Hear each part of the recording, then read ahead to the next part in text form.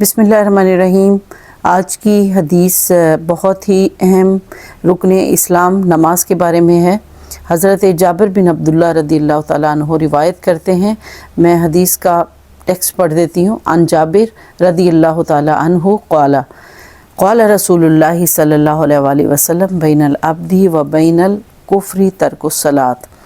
अन जाबिर यानी हज़रत जाबिर से रिवायत है। क़ाला वो फरमाते हैं, क़ाला रसूलुल्लाह सल्लल्लाहु अलैहि वसल्लम, क़ाला फरमाया रसूलुल्लाह सल्लल्लाहु अलैहि वसल्लम ने, बैन अल अब्दी, बैना का मतलब होता है दरमियान में, अल अब्द बंदा, बंदे के दरमियान, व बैन अल कुफ्र और कुफ्र के दरमियान, बंदे और कुफ्र के दरमियान, तर्कुस सलात यानी बंदे और कुफ्र के दरमियान जो हद है, जो फ़र्क है, वो नमाज का तर्क कर देना है। तो इस हदीस मुबारका में आप देखते हैं कि नमाज की किस कदर ताकीद की गई है, और बेशुमार अहादीस ऐसी हैं जिसमें नमाज की बहुत ज़्यादा ताकीद की गई है। चूँकि अरकान इस्लाम में ये दूसरा रुकन है। कलमा शहादत के बाद, इस बात की गवाही देने के बाद कि अल्लाह एक है और उसके सिवा कोई माबूद नहीं, और मोहम्मद रसूलुल्लाह सल्लल्लाहु अलैहि वसल्लम अल्लाह के बंदे और उसके रसूल हैं, उसके बाद जो सबसे इम्पॉर्टेंट चीज़ इस्लाम में है दैट इज़ नमाज।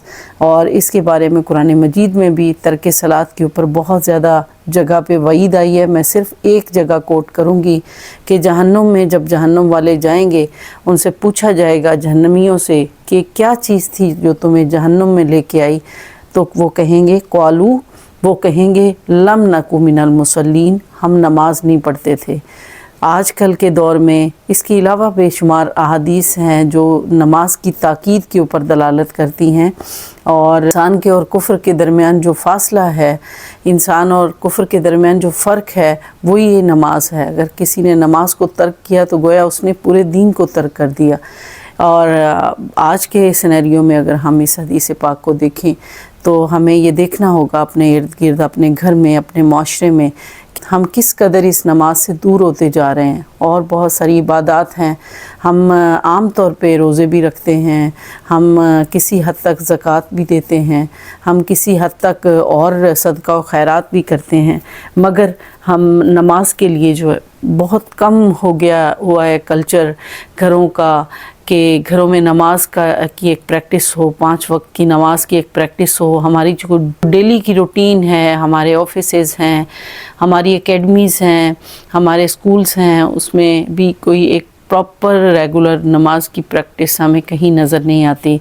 और हमें अपने घर में भी ज़ाहिर है नज़र दौड़ानी चाहिए, और हमें देखना चाहिए कि हमारे घर में नमाज की प्रैक्टिस किस हद तक है। आजकल घर नमाज़ों से भी खाली होते जा रहे हैं, तिलावत कुरान पाक से भी खाली होते जा रहे हैं। इसलिए हर तरफ मटेरियलिस्टिक अप्रोच हमें नज़र आती है। चूँकि सबसे बड़ा जो बंदे का अल्लाह के साथ जुड़ने का हथियार होता है ना, वो नमाज होती है। अगर हम उसको तर्क कर देते हैं तो गोया हम अल्लाह के साथ जुड़ नहीं सकते, अल्लाह के साथ रब्बत हमारा कायम नहीं हो सकता, अल्लाह के साथ हमारा कनेक्शन नहीं बन सकता। अल्लाह रब्बुल इज़्ज़त और उसके रसूल मुकर्रम सल्लल्लाहु अलैहि वसल्लम के साथ हमारी निस्बत कायम नहीं हो सकती। तो ये नमाज वो वाहिद ज़रिया है जिसके ज़रिए हम अल्लाह से मुलाकात करते हैं, रसूल पाक सल्लल्लाहु अलैहि वसल्लम की इत्तिबा करते हैं। और अगर हमने इसको तर्क कर दिया तो फिर ज़िंदगी में कुछ नहीं बचेगा। इस्लाम तो बड़ी दूर की बात है।